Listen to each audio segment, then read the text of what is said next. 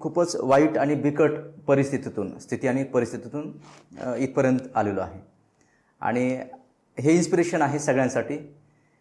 Proper मी मराठवाडा बीडमधून केज हे गाव आहे आणि केजमध्येच आमचं आताही घर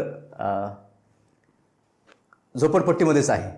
म्हणजे आजूबाजूला सर्व समुदाय बंधू भगिनी राहतात आणि त्या झोपडपट्टीमध्ये आमचं घर आहे.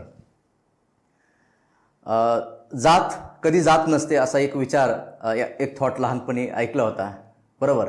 आणि जाती धर्म हे सगळ्या गोष्टी प्रत्येकाने निर्माण केलेल्या आहेत आपापल्या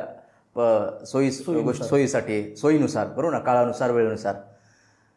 आणि मला अभिमान आहे की ज्या बॅकग्राऊंडमधून आलो, ज्या परिस्थितीतून आलो, ज्या कास्टमधून आलो, तर खरोखरच मला आज ज्यावेळेस मी गावी जातो तर ते बघून मला आणखीन भरून येतं. आणि ज्यामुळे मी इथपर्यंत आलो आहे तो सर्व प्रवास आज मी आकाश सरांच्या माध्यमाने आज या इंटरव्ह्यूमध्ये सांगत आहे.